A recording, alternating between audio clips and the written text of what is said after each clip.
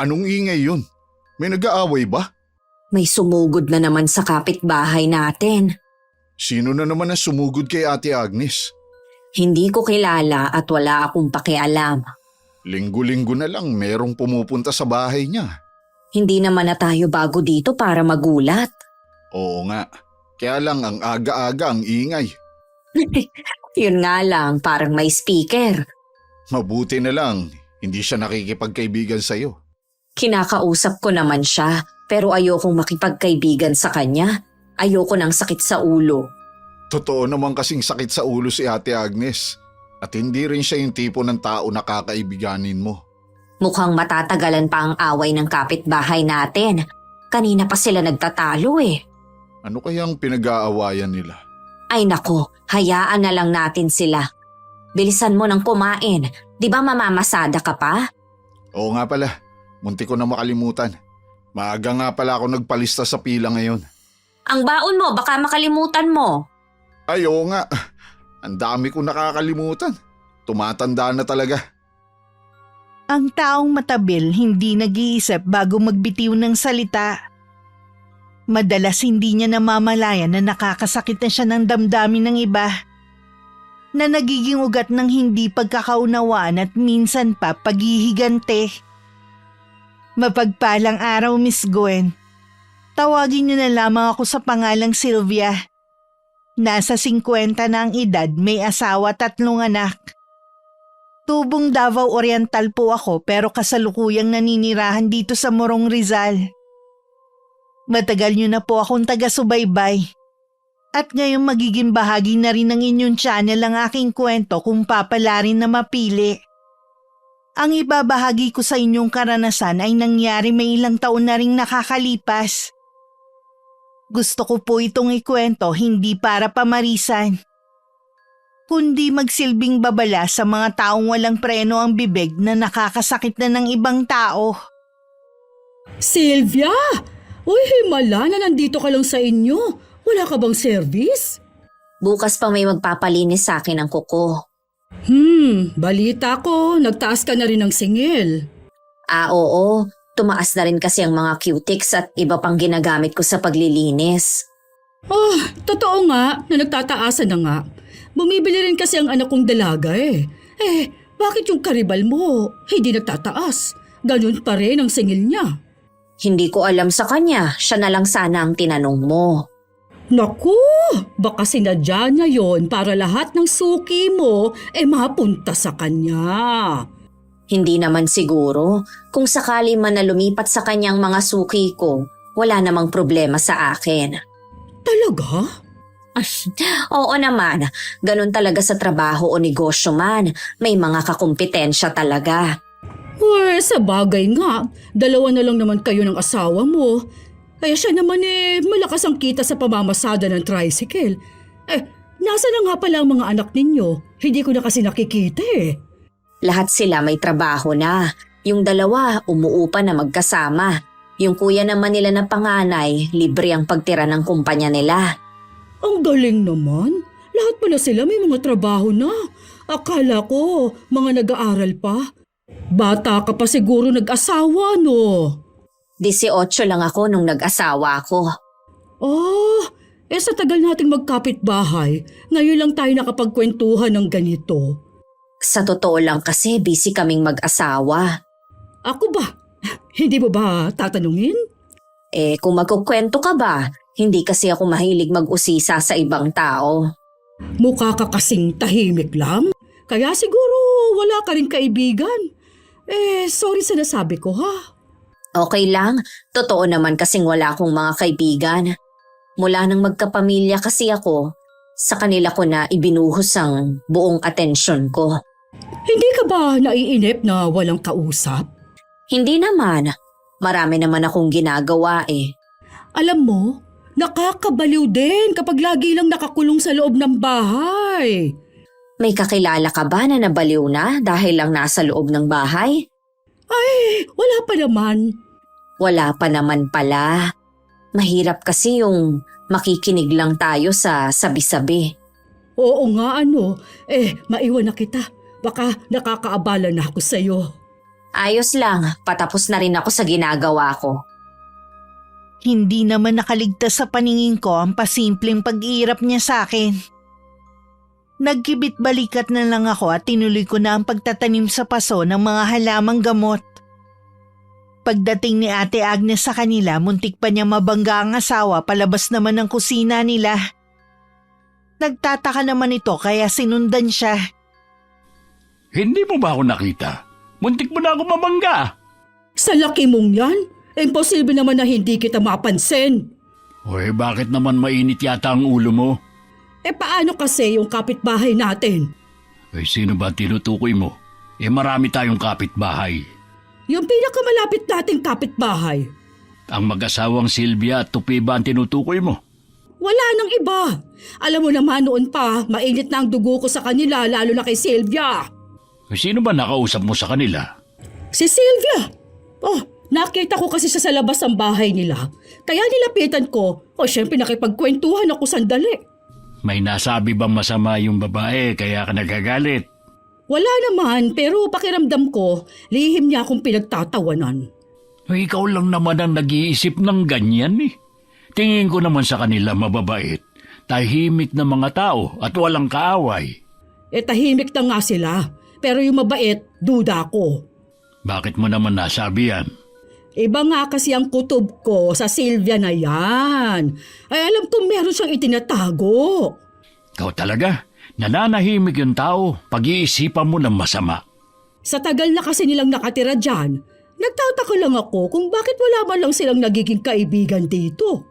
Pati ba naman yun pinoproblema mo? At saka, ang hindi lang naman sa kanila pala kaibigan, si Sylvia. Pero si Tupe, ilang beses ko na yung nakasama sa inuman. Mabait at marunong namang makisama. Basta, aalamin ko kung anong tinatago ng babaeng yon. Kung may malaman ka nga, ano naman ang plano mong gawin? Ipagkalat sa ibang tao? Problema ko na kung ano ang gagawin ko.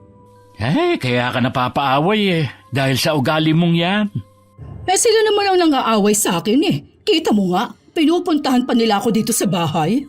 Hindi na nila mapigilan ang sarili. Ikaw kasi, yung pagiging matabil mo, ayaw mong bawasan. Sa ganito talaga ako, ano? Sa bagay nga, matanda ka na. Kung gusto mo magbago, sana noon ba? Noon pa naman alam kong ayaw na sa akin ni Ate Agnes. Napipilitan lang siya na batiin ako kapag nagkakasalubong kami. Malayo kasi ako sa mga nagiging kaibigan niya na nakikisabay sa paninira sa ibang tao. Kahit mababang pader lang ang pagitan ng bahay namin, bihira ang pagkakataon na nagkakausap kami. Kaya lang siguro niya ako nilapitan kanina dahil gusto niya makita ang reaksyon ko sa sasabihin niya. Sa ilang taon na pamamalagi namin sa lugar na to, wala pa ako naging kaaway. Hanggat maaari kasi iniiwasan kong makisalamuha sa mga taga rito. Pero dahil sa paglapit ni Ate Agnes sa palagay ko, simula na yon para magulo ang tahimik naming pamumuhay na mag-asawa. Talaga? Ano kaya nakain ni Ate Agnes at kinausap ka niya? Hindi ko alam, pero masama ang kutob ko. Hindi kaya gusto lang makipagkaibigan? Kung siya rin lang naman, di bale na. Kung hindi gulo chismis ang dala niya. Paano kung palagi kanyang puntahan dito? Kahit naman pumunta siya dito, lagi naman akong wala. Nagkataon lang nung pumunta siya wala akong lakad. Wala sanang problema kung magiging malapit siya sa'yo. Ang kaso nga, yung ugali niya ang nakakainis.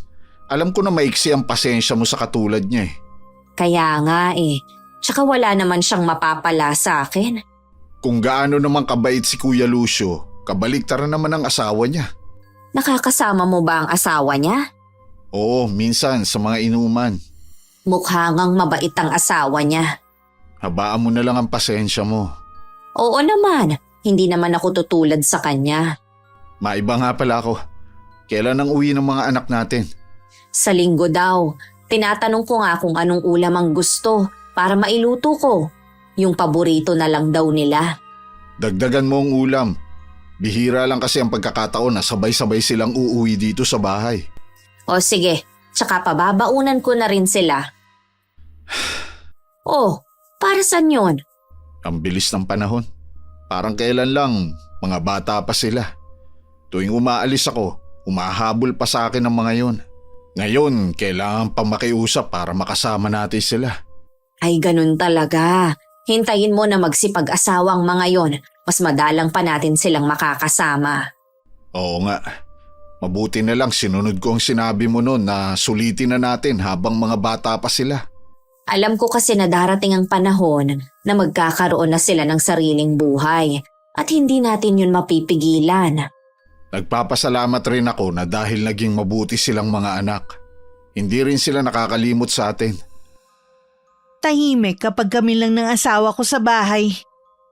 Nagkakaroon lang yun ng sigla kapag nandun ang mga anak namin. Napupuno kasi ng tawanan at walang katapusang kwentuhan. Sinasamantala ko naman pag kumpleto kami na ipagluto sila ng lahat ng pagkain na gusto nila. Alam ko kasi dahil pare-pareho silang busy sa trabaho. Madalas puro kain sa labas na lang ang ginagawa nila na hindi rin naman mabuti. Kinabukasan kinailangan na rin nilang umalis. Isa-isa pa silang yumakap sa akin bago sumakay ng tricycle. Ihahatid kasi sila ng kanilang ama sa terminal. Kahit nakasakay na sila, panay pa rin ang bilin ko. Nang makaalis na ang tricycle, papasok na sana ako sa loob ng bahay nang dumating naman si Ate Agnes. Dumating pala ang mga anak ninyo. Kailan pa? Kahapon lang ng umaga. O tapos umalis na rin ngayon? Ang bilis naman yata ng pagdalaw sa inyo. May mga trabaho kasi sila. Sa bagay nga, mga anak ko rin eh. Sa labas na lang kami nagkikita-kita. Busy din kasi sila sa trabaho nila. Ah, ganun ba? Ay, nakita mo ba yung dumaan? Yung babaeng nakaduster? Oo, yun ang bago nating kapitbahay. Dugyot tignan ano. Bakit mo naman nasabi yan? Dahil lang ba nakaduster yung tao? Hindi mo ba napansin? Parang ilang araw nang hindi naliligo ah. Pagdaan nga may naamoy na ako. Yung buhok, hindi man lang yata nakakatikim ng suklay. Sabi mo nga, bagong kapitbahay lang natin. Hindi naman yata tamang husgahan mo agad yung tao nang hindi mo pa naman lubusan na nakikilala. Hindi yun panguhusga. Nagsasabi lang ako ng totoo batay sa nakikita ko. Kung yun ang tingin mo, mas mabuti pa rin na sarilinin mo na lang. Pasensya ka na. Prangka talaga ako magsalita. Kung anong nakikita ko, yon talaga ang sasabihin ko. Hindi ka talaga mapipigilan ah. Ikaw din, baka magkaroon ka na naman ng kaaway. Hindi ka ba napapagod makipagsagutan? Kasi, sayang naman ang bibig ko kung hindi ako magsasabi ng totoo. Diba? Marami pa pala akong gagawin sa loob. Maiwan na kita ha? Sige. Saka nilang tayo magkwentuhan ulit. Hindi na ako sumagot. Tuloy-tuloy na lang akong pumasok sa loob ng bahay. Nakaramdam naman ako ng lungkot dahil kami na naman ito pa ang maiiwan sa bahay na yun. Si Ate Agnes naman bumalik na rin sa kanila. Nakasalubong pa niya ang asawa na may nakakalokong ngiti sa labi. Narinig kong usapan yun ni Sylvia. Kaya ka pala nandito? Anong iningiti-ngiti mo dyan? Wala namang nakakatawa sa pinag-uusapan namin ah. Alam ko naman, natatawa lang ako dahil sa lahat ng mga nakakausap mo, siya lang ang hindi sumasang-ayon sa'yo. Para namang hindi mo pa kilala ang kapitbahay natin. Kaya nga walang kaibigan, hindi marunong sumakay sa usapan. Tama naman kasi sinabi niya. Hindi mo pa nga kilala ang kapitbahay natin, hinusgahan mo na agad. Isa ka pa. Sinasabi ko lang naman kung anong nakikita ko. Dito nga sa kapitbahay natin ang dami kong napupuna sa kanya. Tantanan mo na nga si Sylvia. Wala namang ginagawang masama sa'yo yung tao Anong wala? Lagi na lang niya akong binabara. Totoo naman ang sinasabi niya. Kung pakikinggan mo lang siya, wala kang magiging kaaway. Sino ba siya para pakinggan ko? Mas matanda ako sa kanya. Oo nga, matandang walang pinagkatandaan. Anong sabi mo? Ay, wala. Ay, sige, may pupuntahan lang ako. Ay maghahanap ka na naman ng kainuman mo, no? Hindi talaga kita pagbubuksan ng pinto kapag umuwi ka na naman ng laseng. Hindi naman ako mahigpit na asawa kay Tupe. Lalo kapag makikipag-inuman siya sa mga kapwa niya driver. Ang lagi ko lang bilin sa kanya sa tiyan ilalagay ang alak at hindi sa ulo. Bilin ko rin sa kanya na magsabi sa akin para alam ko kung gagabihin siya ng uwi. Responsable naman ang asawa ko. At hindi pa naman naging issue sa amin ang pag-iinom niya. Gaya ng araw na yon. Nag-chat siya na birthday daw ng kaibigan niya na driver at nagyayaya sa kanila para uminom. Pinayagan ko naman siya basta ang sabi ko wag uuwi na malalim na ang gabi. Kahit sabihin pang tahimik naman sa lugar namin, hindi ko pa rin maiwasan na mag-alala na umuwi siya ng alanganing oras. Masyado na kasing maraming masasamang loob sa panahon ngayon at hindi naligtas ang kahit na sino. Buti, pinapayagan ka ng misis mo na makipag-inuman. Mabait naman si Sylvia. Ayaw lang niyang araw-araw akong umiinom. Masama naman kasi yun sa kalusugan. Uy, tama rin naman ang asawa mo. Ikaw, buti pinapayagan ka ng asawa niyo. Hanggang bunga nga lang naman yun si Agnes. Wala rin naman siyang magawa kapag ginusto kong uminom. Hinay-hinay pa rin kayo. Mahirap naman kasi yung laging umiinom, lalo na sa edad niyo. Matanong ko nga pala, ilang taon na ho ba kayo? Kaka-60 ko lang nung isang buwan. 50 naman ako. Bata ka pa pala. Kayang-kayang mo pa kaming talunin sa inuman. Ikaw pala ang pinakabata sa tropa eh. Sa numero lang bata, pero ang dami ko na rin nararamdaman. Bata pa kasi, batak na sa trabaho. Huwag mo sabihing nirarayuma ka na. Ganun na nga. Mabuti na lang may herbal ako sa bahay na kapag sinusumpong, pinapahid ko lang sa masakit na parte. Halata naman sa inyong mag-asawa na masipag kayo eh. Kahit may mga trabaho na mga anak ninyo, kumakayod pa rin kayo. Kaya pa naman naming magtrabaho. Ayaw naming umasa lang sa bigay ng mga anak namin. Ay sa bagay, mas maganda nga kung may sarili kayong pera. Kami kasi ng asawa ko, yung nasa ibang bansa lang ang sumusuporta sa amin. Yung tatlo, bihira lang kaming maalala. Hindi na rin sila umuwi sa bahay. Ganun talaga ang mga anak. Dumarating ang panahon na kailangan na nilang lumayo sa ating mga magulang dahil may mga sarili na silang buhay. Yan ang malungkot na parte sa pagiging magulang. Ang matapos ang obligasyon natin sa kanila at mawala na sila ng panahon sa atin. Darating din naman ang oras na magiging magulang sila at pagdaraanan din nila ang mga naranasan natin. Bakit ba lungkot ang pinag-uusapan natin? Ganito yata pag nagkakaedad na. Nagiging emosyonal na kahit anong topic. Pero sa totoo lang, masarap kang kausap. Kung pwede nga lang tayo araw-araw uminom eh. Para lang makapagkwentuhan tayo. Magkapit-bahay nga lang tayo eh. Pero bihira naman tayo magkita. Kaya nga eh. Sulitin na lang natin ang gabing ito sa kwentuhan at inuman. Nasa sala lang ako habang nanonood ng TV.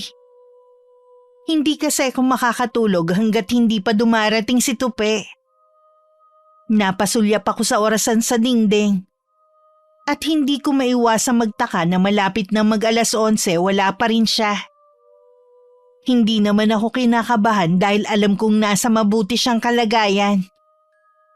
Siguro nawili lang sa inuman o kaya ayaw pang pakawalan ng mga kasama. Masarap din kasing kabanding ang asawa ko kaya hindi na ako nagtataka na ayaw pa itong payagang umalis. Makalipas ang ilang sandali sa pangatlong pagsulyap ko sa orasan, narinig ko na ang tricycle nito na parating. Hanggang sa maiparada sa loob ng bakuran namin. Ilang sandali pa kumakatok na siya. Napasarap yata ang inuman ninyo. Pasensya na kung ngayon lang ako nakauwi. Hindi naman ako masyadong uminom eh. Sadyang napasarap lang ang kwentuhan namin ng tropa. Sinabay ko na rin yung kapitbahay natin. Si Kuya Lucio ba ang tinutukoy mo? Oo, siya talaga ang lasing. Baka naman sa'yo magalit ang asawa dahil sa paglalasing niya. Bakit naman siya magagalit sa akin? Hindi naman ako ang nagyaya kay Kuya Lucio na uminom kami. Pareho lang kaming inimbita. Para namang hindi mo kilala si Ate Agnes. Nakakaawa naman kasi kung iiwasan ko yung tao nang dahil sa asawa niya. Iniiwas lang kita sa gulo. Alam ko naman na nag-aalala ka lang sa akin. Huwag mo kong intindihin. Kaya ko ang sarili ko. O sige, sabi mo eh. Teka nga, ipagtitimpla muna kita ng kape. Yan ang gusto ko sa iyo. Swerte ko talaga sa asawa. Ay naku, nambola ka pa. Naririnig mo ba yon? Ang alin? Parang may nag-aaway. Oo nga, nag-aaway ang kapitbahay natin. Nalintikan na. Nagalit na nga ang asawa ni Kuya Lucio. Wala talagang pinipiling oras ang babaeng yon. Hindi na nahiya sa mga kapitbahay. Nawala tuloy yung antok ko. Eto na ang kape mo. Salamat sa kape. Ang sarap mo talaga magtimpla. Ay, tigilan mo na nga ako sa pambobola mo, ha? Mula pa noon, ganyan ang timpla ng kape ko. Totoo naman na masarap Alam ko naman. Si Kuya Lucio nga, imbis na kape ang isalubong, bunga nga nung asawa niya. Ubusin mo na yung kape mo para matulog na tayo. Hayaan na lang natin ang kapitbahay natin kahit abutin pa sila ng magdamag sa pag-aaway. Nakahiga na kaming mag-asawa, naririnig ko pa rin ang pag-aaway ng dalawa. Paglingon ko, malalim na ang tulog ni Tupe. Ako naman kahit gusto ko na rin matulog, hindi naman ako dalawin ng antok. Kailangan ko pa namang gumising na maaga bukas dahil meron akong lilinisan ng kuko. Siguradong masakit ang ulo ko nito bukas. Kinuha ko na lang ang kumot at nagtalukbong ako. Ilang sandali lang nakatulog na rin ako. Kinabukasan napabalikwas ako ng bangon na masinaga ng mukha ko ng sikat ng araw. Inayos ko na lang ang higaan namin tsaka ako dumiretso ng kusina. Naabutan ko na ang asawa ko na nagluluto ng almusal namin. Sabi ko na nga ba tatanghaliin ako ng gising. Alam ko puyat ka kaya hindi na kita ginising. Ako na lang ang nagluto ng almusal natin. Hindi ka ba mamamasada ngayon? Hindi na muna. Ikaw na munang bahala dito sa bahay, ha? May lilinisan kasi ako ng kukumamaya. Sa bahay ng mga suki ko ako pupunta. Mabuti naman kahit nagtaas ka, sa'yo pa rin sila nagpapaservice. Oo nga, tsaka may tiwala na sila sa akin. Yung karibal ko kasi, marami akong naririnig na hindi maganda. Maliban sa nasusugatan niyang mga nagpapalinis sa kanya, hindi pa daw ganun kaayos ang linis. Baka nga bumalik na sa akin ang mga dati kong suki. Sila kasi mahilig sa mura. Ganun talaga. Gusto rin makatipid ng mga tao. Yun nga lang, lalo pa silang napagastos. Yung isa kasing suki ko, na magadaw talagang daliri sa paa. Napainom daw siya ng antibiotic.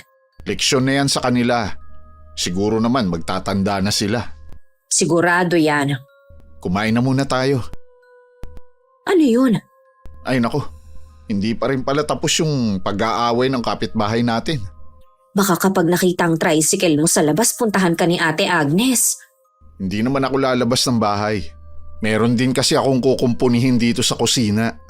Tahimik nga itong loob ng bahay natin. Maingay naman ang kapitbahay. Sigurado naman na hindi lang tayo ang nagrereklamo sa kanila. Sadya lang mababait ang mga taga rito, kaya hinahayaan na lang sila. Oo nga. Ilang taon na rin naman tayong nandito. Dapat siguro masanay na rin tayo. Titigil rin ang mga yan. Sige na, kumain ka pa. Kailangan marami kang kainin bago umalis. Si Tupe na lang din na nagligpit ng pinagkainan namin dahil naligo na ako. Ayoko sana magpahatid sa kanya, siya lang ang mapilit. Malayo daw ang bahay ng suki ko. At baka bago pa ako makapagsimula sa lilinisan ko, pagod na ako. Nagpapasalamat na rin ako dahil medyo hilo pa nga ako dahil sa kakulangan sa tulog. Umalis na rin naman si Tupe pagkahatid niya sa akin. Pagdating nga niya, nagkataon namang nasa labas ang kapitbahay namin. Nakapamasada ka na ba agad? Hindi ako pumasada ngayon. Hinatid ko lang si Sylvia. Ah, ganun ba? Ay siya nga pala. Salamat sa iyo at sinabay mo na ako kagabi. Wala ho yun. Iisa lang naman ang uuwian natin eh. Pasensya ka na nga rin pala. Alam kong naabala namin ang pamamahingan yung mag-asawa kagabi. Ano yung naririnig kong humihingi ka ng pasensya sa kanya? Di ba nga, nagbubunga nga ka kagabi, hindi mo man lang naiisip na nakakaabala ka sa mga kapitbahay natin. Nahihiya ka sa kanila, pero sa akin, napuyat sa paghihintay sa'yo, hindi ka man lang nahiya. O hindi ko naman sinabing hintayin mo ako ah. Paano ka makakapasok, Aber? Lagi ko naman dala ang susi ng bahay kapag umaalis ako. Maiiwan ko na kayo. May gagawin lang ako sa loob ng bahay. Teka lang, Tupe. Sa susunod ha, huwag mo namang hayaang malasing itong asawa ko. Sana naman nagmamalasakit ka sa kanya bilang kapitbahay. Ano ka ba, Agnes? Nakakahiya doon sa tao. Ano bang akala mo sa akin, bata? Oy, sige na Tupe, iwan mo na kami. Salamat ulit sa'yo, ha? Sige ho. Bakit ba pinipigilan mo ko, ha? Pagsasabihan ko lang naman siya. Wala kang karapatang gawin yan sa tao. Kung titignan mo kasi ang taong yon, akala mo ang tino. Ngayon pala, masamang impluensya din. Matakaw din pala sa alak. Tumahimik ka nga dyan. Baka marinig ka nakakahiya. Kanina mo pa binabanggit yan ah. Bakit ba kailangan mong mahiya sa kanya? Palibasa kasi hindi ka marunong mahiya kaya hindi mo ko naiintindihan. Ako pa talagang pinagpipilitan mo na hindi marunong mahiya. Ay nako, lalo tuloy sumasakit ang ulo ko. Baka kulang pa sa'yo ang nainom mong alak kagabi. Kung pwede nga lang araw-araw akong maglaseng para hindi kita nakikita lagi. Sige, gawin mo. Akala mo naman aalagaan kita kapag nagkasakit ka, ha? Ay, hindi naman ako magpapaalaga sa'yo. Baka matuluyan pa ako. Oh, saan ka na naman pupunta? Magpapalamig lang ako. Hindi naman ako makapagpahinga sa bahay natin dahil sa ingay mo. Sa halip na 2 lang ang lilinisan ko ng kuko ng araw na yon, naging 4 sila. Sa pangalawa kasing suki ko, dumating sa bahay niya ang 2 kumari niya. At nagpalinis na rin sa akin. Kaya naman hapon na ako nakauwi sa bahay. Alam naman yun ni Tupe dahil nagchat ako sa kanya nung tanghali. Pagdating ko sa amin, hindi pa ako nakakapasok, dumating naman si Ate Agnes. Ngumiti pa siya sa akin, ako naman formal lang na nakatingin sa kanya. Hapon ka na yata nakauwi. Pinuntahan ko kasi ang mga suki ko. Meron pa palang nagpapalinis sa'yo, no? Akala ko wala na. May kailangan ka ba sa akin? Oo nga pala. Kaya ako lumapit sa'yo para sana makiusap. Tungkol saan? Pagsabihan mo naman ng asawa mo na huwag impluwensyahan ng asawa ko sa pag-inom ng alak. Mabuti sana kung mag-aambag kayo kapag nagkasakit siya. Ilang taon na ba ang asawa mo para hindi pa alam ang limitasyon niya sa pag-inom ng alak? Asawa ko kasi pinapayagan ko dahil responsable siya. Baka naman naghahanap ka lang ng masisisi. Hindi mo kailangang mainis. Sinasabi ko lang naman. Yang itsura mo para maghahamon na ng away. Pagod kasi ako tapos sasalubungin mo ko ng walang kakwenta-kwenta mong reklamo. Ano walang kwenta? Baka ikaw ang walang kwenta. Kung wala ka nang sasabihin, papapasok na ako sa loob. Huwag ka naman sanang bastos. Kinakausap pa kita eh. Pinatutunayan mo tuloy na meron kang itinatagong ugali. Meron talaga. At sinisiguro ko sa'yo na hindi mo gugustuhin na makita yon. Gusto ko nga makita eh, para malaman din ng ibang tao na ang inaakala nilang tahimik at hindi nakikisalamuha ay meron palang itinatago. Huwag mo sanang ubusin ang pasensya ko. Hindi ko na hinintay na sumagot si Ate Agnes. Pumasok na ako sa bahay at naupo sa sofa. Sumandal pa ako at saka ipinikit ang mga mata. Noon ko kasi naramdaman ng matinding antok. Lumabas naman si Tupe galing sa kusina namin. Nandiyan ka na pala. Gusto mo ba ng kape? Hindi na. Pinameryenda naman kasi ako ng suki ko bago ako pinauwi. Mukhang pagod na pagod ka. Inaantok lang ako. Magpahinga ka na muna. Gigisingin na lang kita kapag maghahapunan na tayo. Hindi na. Mamaya na lang para dire-diretsong tulog ko. Alam mo ba na kanina pagkahatid ko sa iyo kinausap ako ng kapitbahay natin. Nilapitan din ako ni Ate Agnes pagdating ko para pagsabihan. Sa palagay ko, naghahanap lang siya ng dahilan para may masabi lang siya na hindi maganda sa atin. Ang asawa niya dapat ang pagsabihan niya at hindi tayo. Hayaan na lang natin siya. Magsasawa din yun. Sa tingin ko hindi. Ito ang simula ng panggugulo niya sa pananahimik natin. Ako na ang nakikiusap sa iyo. Huwag mo nang patulan, alang-alang man lang sa mga anak natin. Wala naman ang mga anak natin dito eh. Oo nga, kaya lang Sa tagal na natin siyang naging kapitbahay, nakita mo naman ang pagtitimpi ko para hindi siya patulan. ayoko lang kasi ng gulo. Ganon din naman ako eh. Pero may mga tao talaga na inuubos ang pasensya ko. Umiling na lang si Tupe bago bumalik sa ginagawa niya. Ako naman naiwan habang nag-iisip. Sino ba naman ang may gustong may kaaway? Pero kung pipilitin ako ni Ate Agnes, hindi ko naman siya uurungan kahit mas matanda pa siya. Nang mga sumunod na araw, taliwas sa inaasahan ko, walang Ate Agnes na nanggugulo sa amin. Ilang araw ko na siyang hindi nakikita. Naging abala na rin ako ng mga sumunod na araw, ganun din si Tupe. Hanggang sa makalimutan ko na rin ang tungkol sa kapitbahay naming yun. Anong ginagawa mo rito sa labas? Naiinitan kasi ako kaya ako nandito. Ang init nga sa loob. Bakit nga kaya ang agang nawalan ng kuryente? Wala ngang nakakaalam, nagtanong na ako. Ay, kung kailan mainit ang panahon, sumabay pa talaga. Alam mo na ba na umuwi na yung anak ni Clemen? Hindi pa. Hindi naman kasi ako naglalabas ng bahay nitong mga nagdaang araw. Magbabakasyon lang daw ba dito sa atin? Ay, naku, nung nakita ko nga parang hindi galing abroad. Baka yun lang ang palabas ng pamilya niya. Hinusgahan mo na naman yung tao. Ano ba dapat itsura ng taong galing sa abroad? Dapat makinis ang kutis. Tapos maraming dalang pasalubong. Ang bitbit isang maliit ang maliit lang daw. 2 taon lang naman nasa abroad yung tao eh. Baka naubos ang pera sa pagbabayad ng utang. Di ba yun naman ang dahilan kung bakit napilitan siyang umalis? Basta, duda talaga ako sa babaeng yun. Kahit naman magduda ka sa kanila, ano naman ang pakialam nila? Dapat hindi nila niloloko mga taga rito, ano? Sabihin na lang nila na nagtatrabaho bilang kasambahay sa Maynila. Hindi yung sasabihin galing abroad hindi naman. Buhay naman nila yun eh. Huwag mo nang pakialaman. Hindi yun pakikialam. Kundi sinasabi ko lang ang sa palagay kong nangyari. Kahit ba tama yung hinala mo, wala nga tayong pakialam sa kanila. Alam ko naman yon. Ikinukwento ko lang sa'yo. Sa akin pa talaga.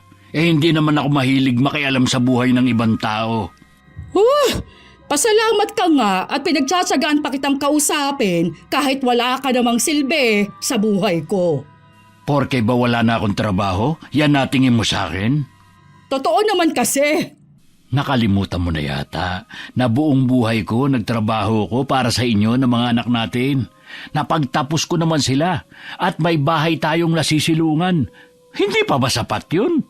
Aba, obligasyon mo yun at hindi mo kailangang isumbat sa akin. Hindi ko yun sinusumbat kundi pinapaalala ko lang sa'yo. Kung kaya ko pang magtrabaho bakit hindi ako maghahanap? Kaya lang nandito tayo sa Pilipinas. Alam mong mahirap maghanap ng trabaho, lalo na sa edad ko. Ang sabihin mo, kulang ka lang sa diskarte.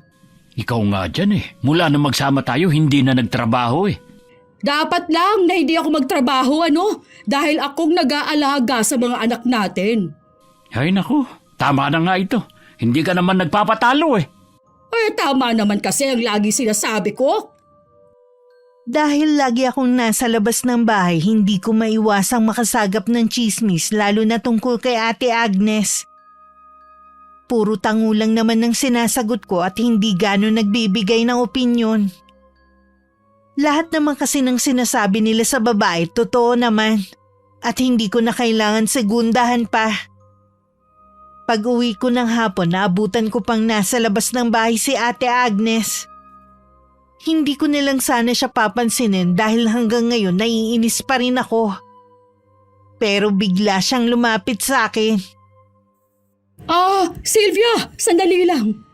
Alam ko na pagod ka sa maghapon na trabaho pero gusto ko lang makausap ka. Tungkol saan? Pagpasensyahan mo na sana ako sa mga nasabi ko sa'yo noon, ha? Dala lang yun ang pag-aalala sa asawa ko. Sana sa susunod, bago ka magbitiw ng mga salita, pag-isipan mo muna. Hindi rin kasi magandang pakinggan. Inaamin ko naman na nagkamali ako, kaya sana mapatawad mo na ako. Wala na naman sa akin yun eh.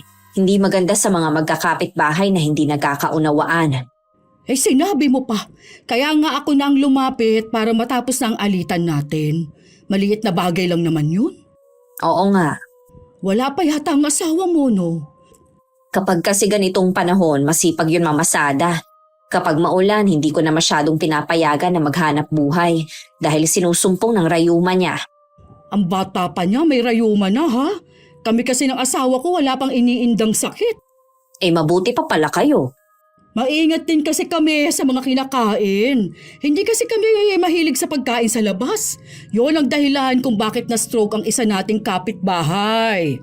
Sa pagkakaalam ko, may sakit na si Mang Del ayon sa asawa niya at matagal na ring maingat sa pagkain. Maniwala ka sa asawa niya. Lagi ko silang nakikitang umaalis na mag-anak. Saan pa mapupunta ang mga yun? Kundi kakain sa mga mamahaling restaurant. Palibasa kasi marami pang pera. Mukhang marami kang alam sa kanila. Ay oo naman! Nakikita ko naman kasi ang mga ginagawa nila. Yan ang mga napapala ng mga walang ingat sa katawan. Kung wala kang sakit na iniinda sa katawan mo, magpasalamat ka. At yung mga nakakaranas ng sakit, ipagdasal mo na lang para gumaling sila. Bakit ko naman yun gagawin? Sila naman ang may kasalanan kung bakit sila nagkakasakit. Nandun na nga tayo. Pero hindi mo na kailangan ipagdiinan na kasalanan nila yon. Pasensya ka na Sylvia pero hindi kasi ako naaawa sa mga ganoong tao. Paano kung dumating sa punto na ikaw naman ang malagay sa alanganing sitwasyon? Anong mararamdaman mo kung wala ni isa ang nakikisimpatya sa'yo? Hindi mangyayari sa akin yun ano. Malakas pa ako sa kalabaw. Hindi lang naman yun ang pwedeng mangyari sa'yo. Tsaka ko naiisipin kapag nasa ganun na akong kalagayan. O sige, ikaw na ang bahala. Maiwan na kita. Dumating na ang mga amiga ko. May lakad kasi kami Kakilala ko rin ng 3 babae na bagong dating na halos kaidaran lang ni Ate Agnes. Katunayan ng isa sa kanila dati ko na rin naging suki. Nang maglaon sa salon na lang nagpapalinis ng mga kuko. Hindi ko maiwasan na mapailing na lang dahil tanda ko noon marami din siyang sinasabi na hindi maganda laban sa kapitbahay ko. Pero ngayon magkakasama sila sa mga lakad. Minsan hindi mo na talaga malaman kung sino ang tunay na kaibigan. Sila na nga lang ang magkakasama. Sila pa rin ang nagsisiraan. Kaya nga sigurado sa ilang oras na magkakasama sila, buong barangay na ang nasiraan nila. Babalik din sa kanila ang ginagawa nila. Ano nga palang ginagawa mo? Ibibigay ko mga herbal na to sa nanay ni Egay. Anong nangyari sa nanay niya? Nakausap ko kanina si Egay, kaya pala ilang araw nang hindi nakakapag-deliver ng tubig dahil may sakit ang ina. Nilalagnat daw at hirap makaihi. Kawawa naman pala ang mag-inang yun. Napakabait pa naman at masipag na bata si Egay. Kapag nga gumaling na yung si Letty, tatanungin ko sila kung gustong pumasok sa kumpanyang pinapasukan ng anak natin si Egay. Diba mas hiring sa kanila ngayon? Baka matulungan din siya ng panganay natin. Oo nga, para hindi naman pagde-deliver lang ng tubig ang trabaho. Magkano lang naman ang sahod Kaya nga, tapos ang sungit pa ng amo ni Egay. Gusto ko ang batang yon. Kahit saan ako makita, lagi nagmamano. Masipag na. Napakabait pa. Kaya nga gusto ko silang tulungan para hindi na rin sila minamaliit na mga taga rito na akala mo mga kung sinong nasa taas. Pareho lang naman natin na nakatapak sa lupa. Ganun talaga ang mga tao. Nakakalimot na sa pakikipagkapwa-tao. Mas pinapahalagahan na lang ang estado ng buhay at materyal. Oh, may iniinda ka rin ba? Napapangiwi ka kasi Ano pa ba ang iindahin ko? kundi itong rayuma ko. O siya sige, bago ako umalis, papahiran ko muna ng langis. Kaya pala ang aga mong umuwi ngayon.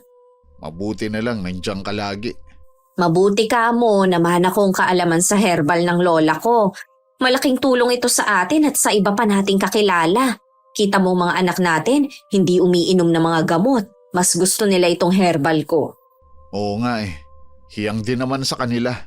Nung nakaraan nga na umuwi sila, humingi na naman ang anak natin ng isang boteng langis. Alam mo naman si Laika, laging nasakit ang binti sa tagal ng pagkakatayo sa trabaho. Nag-chat na ba sa'yo kung kailan sila ulit dadalaw? Ang gusto ni Zion, tayo ang dumalaw sa kanya. Pwede bang magpapasok sa tinutuluyan niya? Hindi ba bawal yon?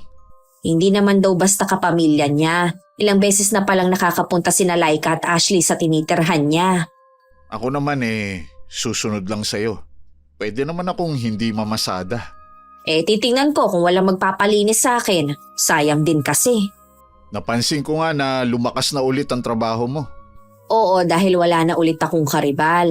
Nakita ko nga siya nagtitinda ng banana Q. Minsan nga bumili ako sa kanya. Masipag din pala ang babaeng yun. Ang importante naman daw sa kanya, hindi siya nawawala ng kita sa araw-araw.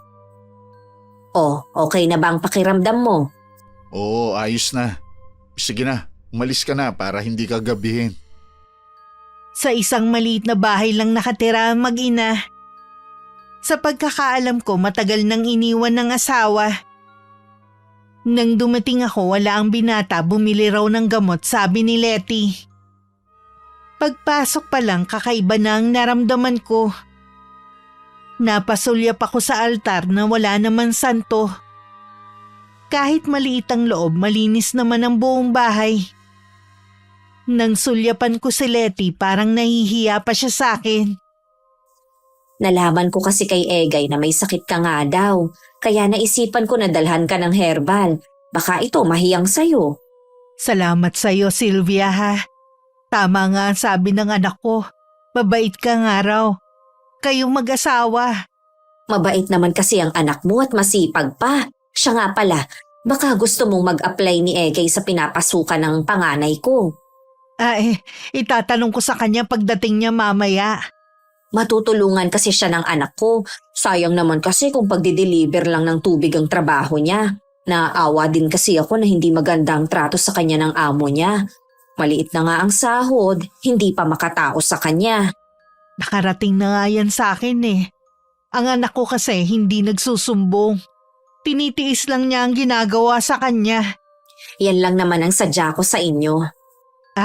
Sylvia, marunong ka bang manggamot? Naghihilot din ako, pero bihira naman sa mga taga rito ang naniniwala pa sa hilot.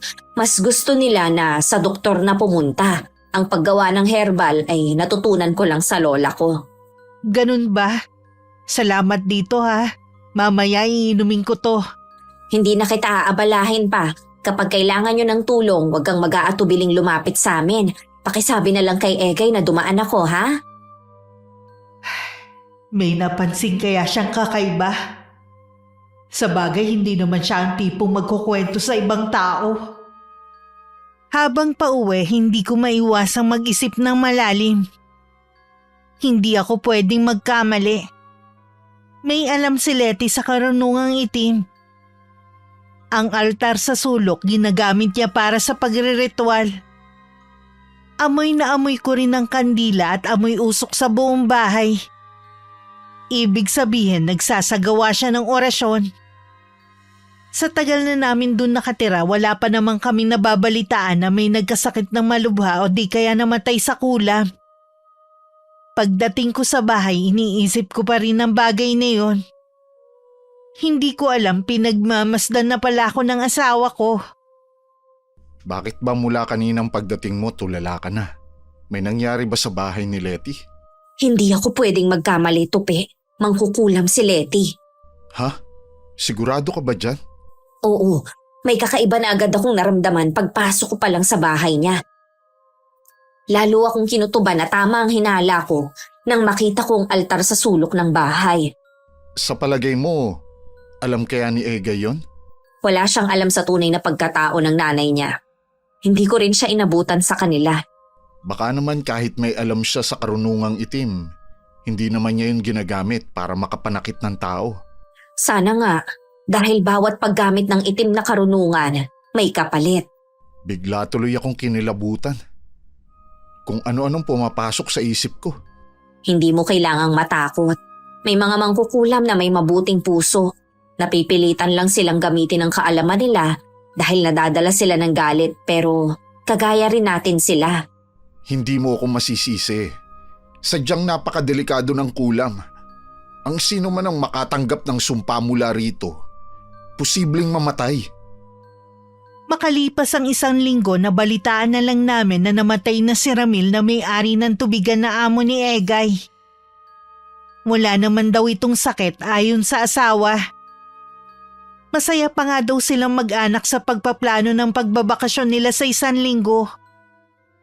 Natagpuan na lang daw itong wala ng buhay at puno ng langgam ang buong katawan. Hindi malaman kung matagal na ba itong patay dahil nilalanggam na nga. Hindi maalis sa isip ko na baka may kinalaman si Letty sa nangyari. Maliban sa kakaibang pagkamatay nito, wala naman kaming narinig na pinag-uusapan na baka nakulam ang lalaki. Ay, nakakabigla talaga ang nangyari kay Ramil. Hindi ko tuloy maiwasan na kabahan. Palagay ko, matagal na talaga may sakit yun. Sinabi lang ng asawa na malusog ito at masigla. Parang ka naman matapos na ang pagtatanong sa kanya. Kung may sakit siya, bakit wala man lang tayong nababalitaan na nagpapatingin siya sa doktor? Baka nga itinatago lang. Alam mo naman ang mga peperang tao. Ayaw nilang kinakaawaan sila. Masyado rin kasi siyang malupit sa mga tauhan niya. Kaya naging malupit din sa kanyang kamatayan. Kaya ikaw magbago ka na. Baka mas matindi pa mangyari sa iyo. Bakit naman sa akin napunta ang usapan, ha? Ay, naalala lang kita. Para sabihin ko sa'yo, magiging tahimik ang magiging kamatayan ko, hindi katulad mo. Siguradong pahihirapan muna. Mabait naman ako, kaya malabo yung sinasabi mo. Sus, nagbuhat ka na naman ng sarili mong bangko. Totoo naman May nabalitaan ka ba na may nagagalit sa akin dito sa lugar natin? Wala nga, pero ako naman ang lagi mong ginagalit. Lagi mo kasi akong hinahanapan ng butas para may dahilan ka na magalit sa akin. Ang tabil mo kasi. Walang preno yung bibig mo. Nakilala mo na akong ganito. Ngayon ka pa nagrereklamo. Kung pwede nga lang ibalik ang nakaraan, ginawa ko na. Ngayon ka pa talaga nagdrama kung kailang matanda na tayo. Minsan kasi nakakasawa ka ng kasama sa buhay. Tanda mo tong sasabihin ko Kahit matatanda na tayo, kapag ako napuno sa'yo, iiwan kita. Gawin mo! Ay, di naman ako natatakot na iwan mo. Sino kaya sa atin na magiging katawa-tawa sa mga taga rito? Ay, makaalis na nga. Huwag mo na akong hintayin dahil iinom ako. Bahala ka sa buhay mo. Sana matuluyan ka na dahil sa pag-iinom mo. Kesa naman na maging pabigat ka sa akin. 1 gabi lang akong pumunta sa burol ni Ramil. Bilang pagbibigay ng respeto sa mga naulila niya. Paalis na ako noon nang dumating naman si Ate Agnes kasama ng mga amiga niya. Tinanguan ko lang siya bago ko tumuloy. Pagdating sa bahay, nadatnan ko ang asawa ko at ang kapitbahay naming si Kuya Lucio. Nasa likod sila ng bahay at umiinom. Ay, pasensya ka na Silvia kung dito namin naisipang mag-inom.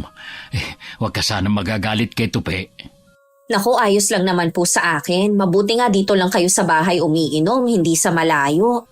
Ang bait mo naman at maunawain pa. Maiwan ko na ho kayo. Ay, mabuti pa ang asawa mo. Hindi yata marunong magalit. Matindi rin yun magalit, lalo na kapag nag-aaway kami. Ay, mas mabuti pa rin naman ang asawa mo kaysa kay Agnes. Nagsasawa na ako sa ugali Hindi naman siguro kayo magtatagal kung wala man lang magandang katangian ng asawa nyo. Wala naman talaga. Sa'yo ko lang to sasabihin na. Kaya ayaw nang umuwi ng mga anak namin sa bahay dahil sa nanay nila. Talaga ho? Ay, oo. Sa akin lang kasi nagkukwento ang mga anak ko Para makasama sila, ako na lang ang dumadalaw sa kanila na hindi alam ni Agnes. Hindi ko alam na ganoon pala kalalim ang problema niyo sa asawa niyo. Matagal ko nang tinatago to sa dibdib ko. Ay nagpapasalamat nga ako dahil naging kaibigan kita. Masasabi ko na ang nasa loob ko. Hindi naman kasi ako nagsasabi sa ibang tao eh. Baka kumalat pa sa lugar natin at makarating kay Agnes. Makakaasa kayo na wala akong pagsasabihan. Alam ko naman yon. Natutuwa nga ako sa inyo mag-asawa eh. Wala kayong nagiging issue sa lugar natin. Hindi katulad ng asawa ko. Nasusugod pa sa bahay dahil sa pagiging matabil. Hindi ko man yan naranasan. Alam ko na mahirap kasama sa isang bahay ang may ganyang ugali. Sana magbago na ang misis nyo. Hindi na siya magbabago pa. Hanggang sa mamatay siya, yun na ang ugali niya. Huwag kayong mawalan ng pag-asa. Malay nyo, isa sa mga araw na to may himalang mangyari. Sana nga magkatotoo ang sinabi mo. Ay, inom ba tayo? Matanong ko nga pala kayo. Anong masasabi nyo sa pagkamatay ni Ramil? Hanggang ngayon kasi, hindi pa malinaw kung ano ang naging sakit niya. Iba ang kutob ko sa nangyari sa kanya eh. Baka pinarusahan siya. Posible rin. Hindi rin kasi makatao ang trato niya sa ibang tao eh. Kaya nga wag na tayong magtaka pa. Lahat ng pinag-uusapan ng dalawa dinig na dinig ko habang nasa kusina ako. Hindi nagtagal natapos na rin ang inuman nila. Hinatid pa ng asawa ko sa bahay nila si Kuya Lucio. Pagbalik nito tsaka lang kami naghapunan.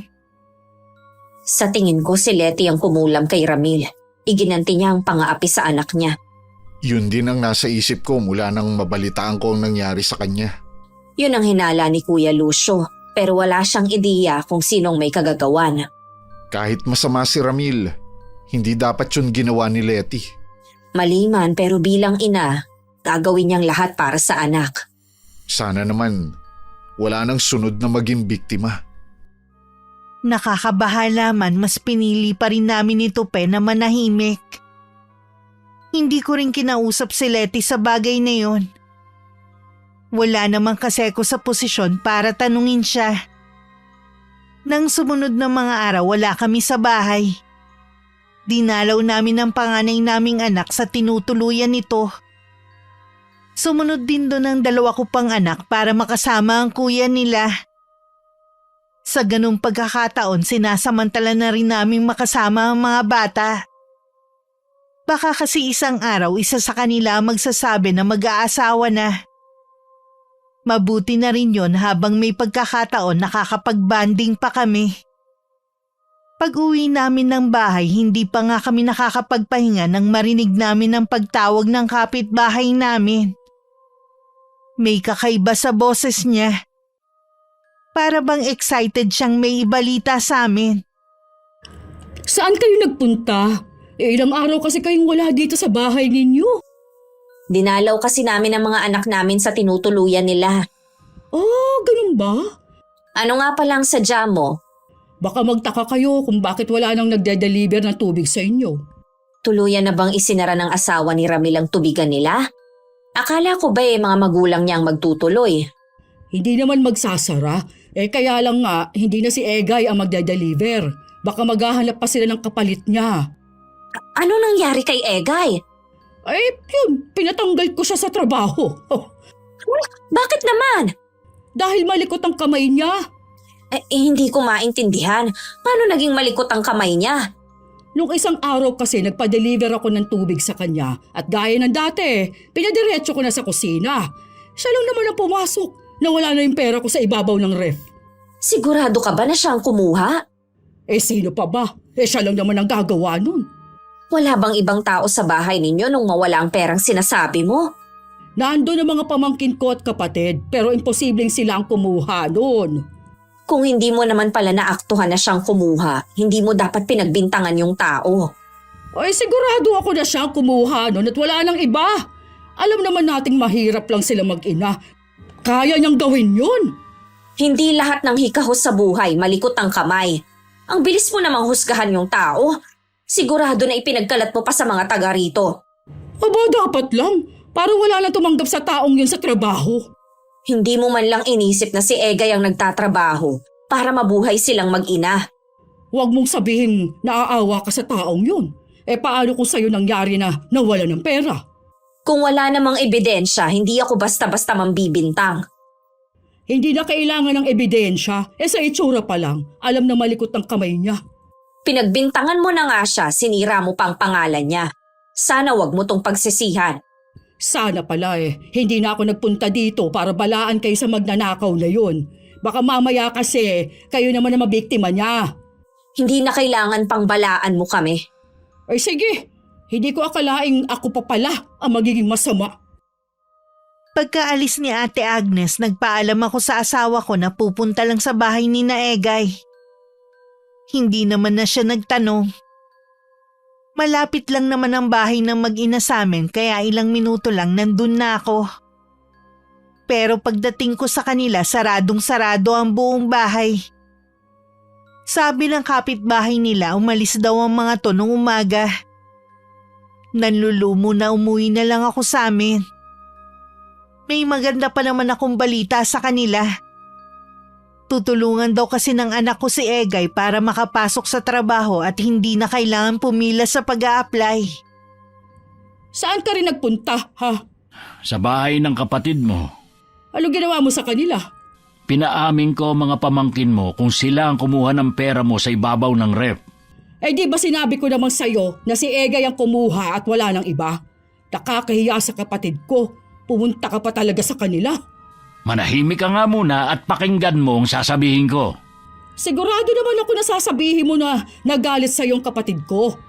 Baka sa akin galit na rin sila. Ikaw talaga? Alam mo, hindi ka nag-iisip no? Bago ka pumunta sa kanila sana. Pamangkin mo nga ang kumuha ng pera. Ano? Totoo ba yan? Umaming talaga ang pamangkin ko? Sino sa kanilang kumuha? Si Jed, umamin siya mismo sa harap ng kapatid mo. Gagamitin sana daw niya ang pera pang date nila ng girlfriend. Nagawa mo pa talagang pahiyain ang pamangkin ko, ano? Hinayaan mo na lang sana. Baka mamaya ay mahiya na yung bumalik dito. Akala ko ba gusto mong malaman kung sino ang kumuha ng pera mo? Di ba nga, si Egay nga ang kumuha ng pera ko. Hindi nga si Egay. Bakit ba pinagpipilitan mo pang siyang kumuha? Alam na ng mga taga rito na siyang kumuha. Sana panindigan na lang natin. Talaga bang kaya mo yang gawin sa inosenteng tao, ha? Kesa naman ang pamangkin ko mapahiya. Ikaw naman kasi basta-basta na lang nagbibintang ng tao. Wala na tayo magagawa. Tapos naman na Ayaw mo kasi mag-isip muna bago ka magbitaw ng salita Dahil sa'yo, nawala ng trabaho yung tao at napahiya sa maraming tao. Sa kanila ng pamangkin ko, mas mukha namang magnanakaw si Egay. Panindigan na lang natin ang mga sinabi ko. Baka magkaroon pa ng depresyon ng pamangkin ko. Kasalanan mo pa yun. Sobra ka na talaga! Nawala ng trabaho yung tao dahil sa'yo. May puso ka ba talaga, ha? Hindi mo kailangan sumigaw, huy! Sisigaw ako hanggat gusto ko. Sawang-sawa na talaga ako sa ugali mo. Ayaw ko na. Suko na ako. Ayaw na kitang makasama sa isang bubong. Ano ang binabalak mo gawin? Hindi mo pa ba alam, ha? Lalayasan na kita. Bahala ka na sa bahay na ito. Luso! Sandali nga! Akala mo naman magagawa niya talaga akong iwan. Tignan natin kung sino magiging kahiya-hiya. Kasalukuyan kami nag-uusap ng asawa ko tungkol kay Egay nang dumating si Kuya Lucio. Si Tupi ang nagbukas ng pinto at nagulat siya nang makita na may dala itong maleta. Pinapasok namin siya at saka pinaupo. Halata sa kanya ang matinding pinagdadaanan. Ay, wala akong pakialam kung matatawa kayo sa akin. Pero hindi ko na talaga kayang makisama sa asawa ko. Ibig sabihin, hihiwalayan niyo na siya? Oo, dapat nga noong ko pa ito ginawa Iniisip ko lang kasi mga anak namin noon. Ano po ba ang pinag-awayan niyo para humantong sa hiwalayan? Ay, matagal na akong nagtitiis sa ugali niya. Pero ngayon, hindi ko na kaya. Hindi ko kukonsintihin ang ginawa niya kay Egay. Tama po ba na hindi si Egay ang kumuha ng pera niya? Hindi nga siya, dahil yung pamangkin niyang si Jed ang kumuha. Sa harapan ko at ng nanay niya mismo inamin yon. Ay, kawawa naman si Egay. Ay nako, walang pakialam si Agnes kung makakasakit siya ng ibang tao. Ngayon, kahit alam niya na ang totoo, gusto pa rin niyang panindigan na si Egay ang magdanakaw. Hindi man makuha ni Egay ang hustisyang nararapat sa kanya, sigurado na may iba pang paraan para maparusahan ang asawa niyo. Kung karma ang tinutukoy mo, hindi naniniwala ang asawa ko dyan. Saan po kayo tutuloy ngayon? Sa kapatid ko, inaasahan niya na ang pag-uwi ko sa kanila. Dumaan lang ako para magpaalam. Kaibigan na kasi ang turing ko sa inyo. Ayoko namang umalis na hindi nagpapaalam. Kung saan man kayo makarating, lagi kayong mag-iingat. Kayo rin ha? Ako na rin ang humihingi ng pasensya sa ginagawa ng asawa ko. Alam ko naman na alam nyo na pati kayo hindi nakakaligtas sa pangiintriga ng asawa ko. Hindi na lang namin pinapansin para walang gulo. Baka kapag mag-isa na lang ang misis nyo, makakapag-isip-isip siya at malalaman na niya ang mga maling nagawa niya. Sana nga. Para din naman sa kanya yun. Mabuti pa Tupe, ihatid mo na lang si Kuya Lucio sa sakayan para hindi na siya maglakad pa. Salamat uli sa inyo mag-asawa ha. Lalo akong nakaramdam ng inis kay Ate Agnes. Tuluyan na rin ako nawalan ng respeto sa kanya. Kinabukasan bumalik ako sa bahay ng mag-ina. Nandun na sila. Una sinabi ko ang magandang balita. Biglang sumigla naman ang mukha ng binata na kaedad lang pala ng bunso kong anak. Nagsabi to na aayusin na ang requirements niya. Hindi ko lang inaasahan ang sinabi ni Letty. Alam pala nila na si Jed ang kumuha ng pera ni Ate Agnes at sadyang pinagbibintangan lang si Egay. Kita ko sa mga mata ng babae ang matinding galit. Hindi ko tuloy maiwasang kabahan sa pwede nitong gawin sa kapitbahay ko. Ilang gabi ko ring inisip yun pero lumipas ang araw na wala namang masamang nangyari kay Ate Agnes. Masigla pa nga itong nakikipag-usap sa ibang tao. Naisip kong baka dahil may bago na namang trabaho si Egay, hindi na naisip ni Letty na gumante. Dahil doon kahit papano napanatag ako. Noon pa ako nagtataka kung anong halaman ng mga yan sa mga paso mo. Herbal ang mga to. Ang iba pwedeng gamitin sa pagluluto at ang iba naman sa panggagamot. Marunong ka bang manggamot? Marunong lang akong maghilot na naman ako sa yumao kong lola. Marami ka palang kayang gawin ano? Kaya mo bang pabalikin ang asawa ko? Hindi ko kaya. Bakit hindi ikaw ang magpabalik sa kanya? Ayaw nga niya kahit anong pakiusap ko sa kanya. Siguro napuno na rin sa'yo. Tsaka mukha namang hindi ka nalulungkot sa pag-alis niya. May panahon ka pa kasi na makipagkwentuhan sa mga kaibigan mo. Nililibang ko lang ang sarili ko. Wala naman sigurong masama. Pasensya na wala akong maitutulong sa'yo. Sa lahat ng naging kapitbahay ko, kayo ng asawa mong pinakawalang kwentang tao. Anong sabi mo? Sabi ko wala kayong kwentang kapitbahay. Kung wala ka namang magandang sasabihin, mabuti pang umalis ka na. Paano mo ako paaalisin? Pader lang ang pagitan ng mga bahay natin. Libre lang ang maging mabuting tao. Bakit hirap na hirap kang gawin? Hoy, mabuti akong tao ha. Kaya ba pinanindigan mo na si Egay ang kumuha ng pera mo kahit pamangkin mo naman talaga ang salarin? Paano mo nalaman yan? Alam rin pala ng mag-ina ang ginawa mo. Binanggit ba sa inyo ni Lucio? Hindi na mahalaga kung paano namin nalaman.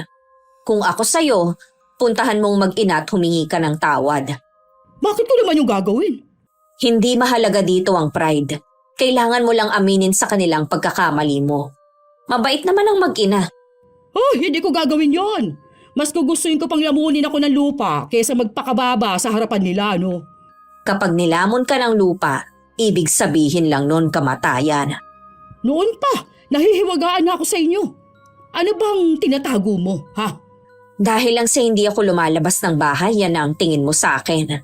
Kapag talaga may nalaman akong baho mo, tingnan ko lang kung may mukha ka pang maihaharap sa maraming tao. Huwag mong ibahin ang usapan. Kung ako sa'yo, bago mahuli ang lahat, puntahan mo na ang mag-ina. Tigilan mo nga ako, ha? Kahit anong mangyari, paninindigan ko ang ginawa ko. Habang naglalakad palayo si Ate Agnes, palingon-lingon pa siya sa akin. Tinapos ko lang ang ginagawa ko at saka pumasok sa loob ng bahay. Tama naman ang sinabi niya. Meron ngang lihim ang pagkatao ko na tanging ako lang ang nakakaalam. Maliban sa magaling manggamot ang lola ko, marunong din siyang mangkulam. Sa akin niya pinamana ang kaalaman niya pero kahit kailan, hindi ko yun ginamit laban sa ibang tao. Isa rin to sa dahilan kung bakit agad kong nalaman na isang mangkukulam si Letty. Pero siya kahit kailan hindi malalaman na pareho kami. Isa rin sa dahilan kung bakit pinili ko na umiwas sa mga tao yung dumating ang sandali na dahil sa alitan, madala ko ng galit ko. Ayokong balang araw magsisi ako sa pwede kong gawin. Kung si Sylvia ang sadya mo, wala siya dito. Nagkausap na kami ng asawa mo nung isang araw. Mabuti, ikaw ang nakita ko. Ano ang kailangan mo sa akin? Di ba, ikaw ang nasakyan ng asawa ko nung umalis siya. Dapat, ikaw ang magpabalik sa kanya. Bakit naman ako? Sumakay lang naman siya sa akin at hinatid ko sa sakayan. Alam ko na magkaibigan kayo. Sigurado akong ikaw ang nagkumbinse sa kanya na iwan ako. Aba, nagkakamali ka. Hindi ko gagawin yon dahil una, wala naman akong pakialam sa away niyong mag-asawa. At hindi ko gawain yan. Anong hindi? Noon pa, pinaiiwas ko na siya sa'yo dahil alam kong hindi ka magiging mabuting kaibigan. Tignan mo ginawa mo, pinaghiwalay mo kami. Kung kailan matanda na kami pareho, tsaka niya pa ito nagawa. Dapat siguro tanungin niyo rin ang sarili niyo kung bakit kayo iniwan ng asawa mo. Hindi na kailangan dahil malinaw naman na ikaw ang may kasalanan ng lahat. Kapag sa loob ng isang buwan, hindi pa rin bumabalik si Lucio, guguluhin ko kayong mag-asawa. Ha? Hindi ako papayag na kayo masaya tapos ako malungkot. Kung gusto mo talaga na bumalik si Kuya Lucio, puntahan mo siya sa kapatid niya. Makiusap ka na makipagbalikan na siya. Hindi ako pupunta doon sa kapatid niya. Huwag mo sanang pairalin ang taas ng pride. Ay wala ka ng pakialam kung ma-pride man ako. Basta manggugulo ako dito sa inyo. Matagal na kami dito. Kahit kailan, wala kaming ginawa na kahit na ano sa kapwa namin. Sana naman, huwag mong subukan ang pasensya namin. O yan ang gusto ko. Ipakita ninyo ang itinatago ninyong mag-asawa, lalo na yang si Sylvia. Huwag mo sanang idamay ang asawa ko. Wala siyang ginagawang masama sa'yo. Pag-uwi ko ng araw na yun, ikinuwento ni Tupe ang naging sagutan nila ng kapitbahay namin. Binalaan din niya ako na baka anumang oras pumunta dito sa bahay si Ate Agnes. Noon pa kilala na namin siya kaya hindi na ako magugulat pa sa mga gagawin ng babaeng yun. Hindi naman natin siya maiiwasan dahil sabi nga niya, pader lang ang pagitan ng mga bahay natin. Alam ko kasing matagal ka nang nagtitimpi sa kanya. Kaya ko pa naman. Ayoko na patulan siya gaya ng iba. Alam mo ba, tumawag kanina si Kuya Lucio. Halata sa kanya na masaya siya kung nasaan siya ngayon. Hindi nga niya binanggit ang asawa niya. Mabuti naman kung ganun. Bumilib nga ako sa kanya dahil napagtiisan niya ang asawa niya sa napakahabang panahon. Sinabi mo pa, para siyang nakalaya sa kulungan ngayon. Kung tatawag siya ulit, huwag kang magbabanggit sa kanya tungkol sa asawa niya. Maliban na lang kung siya mismo magtatanong. Huwag natin sirain ang kung anong meron siya ngayon. Nang mga sumunod na araw, hindi namin nakikita si Ate Agnes na lumalabas ng bahay niya. Wala rin naman ako nasasagap na balita tungkol sa kanya. Nagpapasalamat na rin ako na kahit ilang araw lang naging tahimik ang buhay namin. Walang maingay at nanggugulo. Nung hapon nasa bakuran ako. Hindi na kasi mainit ng mga oras na yon dahil makulimlim ang panahon. Habang abala ko sa pagtatanggal ng mga ligaw na damo sa harap ng bahay, nakarinig ako ng mga nag-aaway na pusa. Nang hanapin ko yun, hindi lang isang pusa ang nakita ko sa tapat ng bahay ni na Ate Agnes. Napakarami nun at meron din sa taas ng bubungan. Ang nakakapagtaka sa lahat, puro itim ang kulay ng mga yon. Sinubukan ko silang bugawin pero may ilan na hindi umaalis. Huminto ako sa ginagawa ko nang dumating ang asawa ko. Tinuro ko sa kanya ang mga pusa. Ang dami naman ng mga yan. Saan sila nang galing? Hindi ko nga alam eh. Yung iba nabugaw ko na palayo. Nandyan kaya si Ate Agnes? Hindi ko alam, ilang araw ko na siyang hindi nakikitang lumalabas. Baka kapag kinatok natin, magalit pa sa atin. Tsaka, bakit kaya tinambayan ng mga pusang itim ang bahay niya? Hindi ko kayang sagutin yan kahit ako nga nagtataka din. Malas pa naman ang itim na pusa. Tapos ganyan pa karami.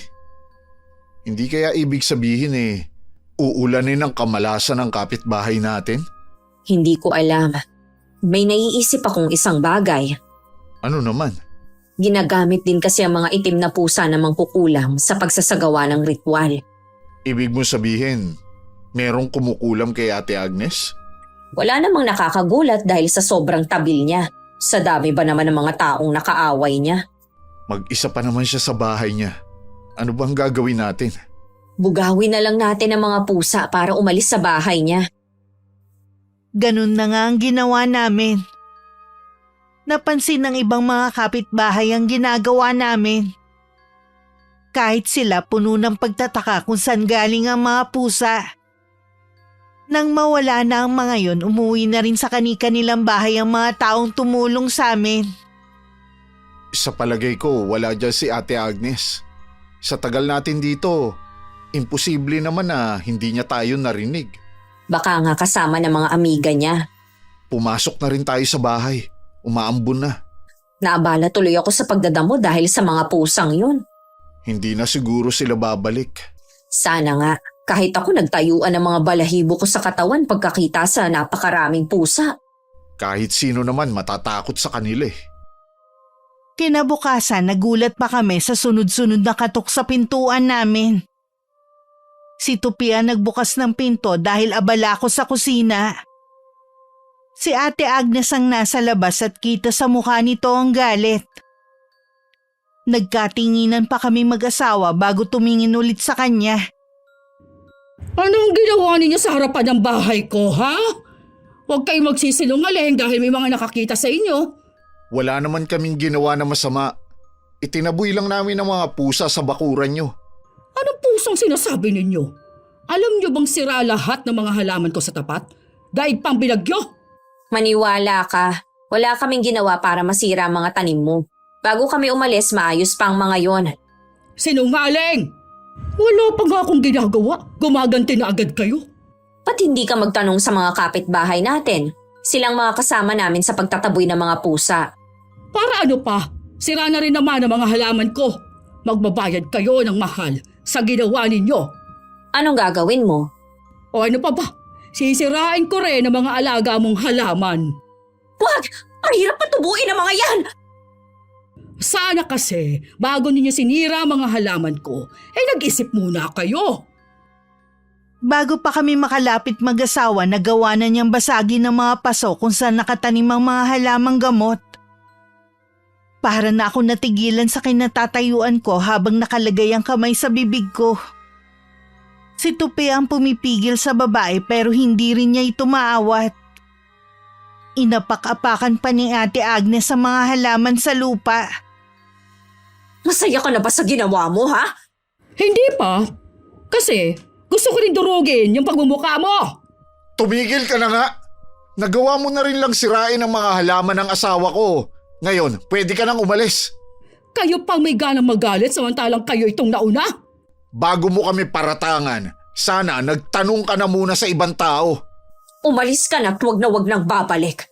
Mula ngayon, wala na kaming pakialam pa sa'yo. Ganon din naman ako sa inyo.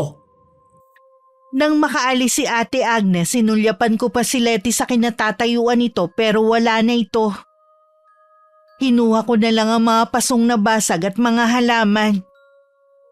Labis ang panlulumo ko dahil ilang buwan ko rin yun inalagaan para tumubo tapos sisirain lang. Pasensya ka na. Hindi ko na siya napigilan. Pareho naman tayong nabigla sa nangyari. Tara na sa loob. Sino kaya ang sumira sa mga halaman niya? Isang taong matindi ang galit sa kanya, pero tayo ang napagbintangan niya. Meron pa naman akong naisalba sa mga halamang gamot ko. Sa likod na lang ng bahay ko sila nilagay. Pagkatapos ng araw na yon, mas iniwasan ko pa na magkrusan landas namin ni Ate Agnes. Hindi dahil sa natatakot ako sa kanya kundi baka hindi ako makapagpigil. May magawa ako sa kanya na alam kong pagsisisihan ko rin. Isang araw nagulat kami ng asawa ko nang biglang sumulpot sa bahay si Kuya Lucio. Bumata nga siyang tingnan pero makikita sa kanyang mga mata ang pag-aalala. Nagawa pa siyang biruin ng asawa ko. Mukhang hiyang sa inyo sa lugar ng kapatid nyo. Kailan kayo bumalik? Kanina lang. Tumawag kasi sa akin ng isa kong anak. Malala na daw ang nanay nila. Ano ang nangyari sa misis nyo? Bigla na lang siya nanghina at lumaki ang tiyan. Nadala naman siya sa ospital. Pero lalo lang lumalala ang kalagayan niya kaya inuwi na lang namin sa bahay kanina. Matagal na kasi namin siyang hindi nakikita eh. Kaya hindi namin alam na may masama na palang nangyayari sa kanya. Sabi ng isa kong anak, baka mahiyang sa kanilang ina ang herbal. Naalala ko, meron nga palang tanim si Sylvia. Pasensya na, sinira ng asawa ninyo mga halamang gamot ko. Kung meron mang natira, hindi naman yun gamot para sa sakit ng asawa nyo. Ganun ba? Hindi ko na kasi alam kung kanino palalapit. Bakit hindi nyo subukan na humanap ng albularyo? Naghahanap na rin kami. Baka nga raw merong sumasalbahi sa asawa ko dahil sa pagiging matabil niya. Kahit hindi magandang ginawa niya sa amin, hinahangad ko pa rin na gumaling siya. Kailangan ko mga dasal para gumaling ang asawa ko. Kung makikita niyo lang sana siya, walang tigil ang pag-iyak niya dahil sa sakit na iniinda. Huwag po kayong mawalan ng pag-asa. May awa ang Diyos. Gagaling din ang misis ninyo. Salamat sa inyo. Uuwi na muna ako. Baka hinahanap na nila ako eh. Alam ko na pareho tayo ng iniisip. Ano, sasabihin ba natin sa kanila na si Leti ang kumukulam kay Ate Agnes? Sana nga mapagaling siya ng albularyo. Hindi ko rin gusto na sa atin manggaling na si Leti ang may kagagawan sa pagkakasakit ng kapitbahay natin. Siya kasi sinira ang mga halamang gamot ko. Sana, kahit papano makakatulong sa kanya na maibsan ang sakit na nararamdaman niya. Pakiramdam ko, kahit hindi tayong may gawa, dahil pinagtatakpan natin si Leti, tayo pa rin ang salarin. Pupuntahan ko si Leti ngayon. Sasamahan na kita.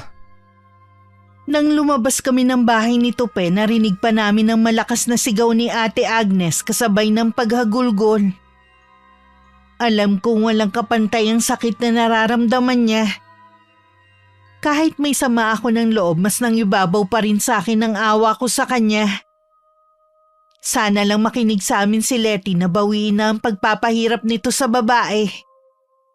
Bago sumakay sa tricycle, sumulyap pa ako sa bahay ng kapitbahay namin. Nakita ko pa ang mga aninong itim na parang nagsasayaw. Alam kong kasama yun sa ritual na sinagawa ni Leti.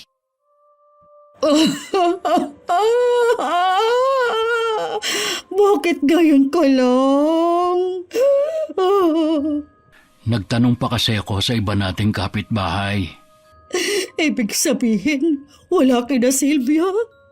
Kasama raw sa sinira mo. Hindi na nagawang isalba.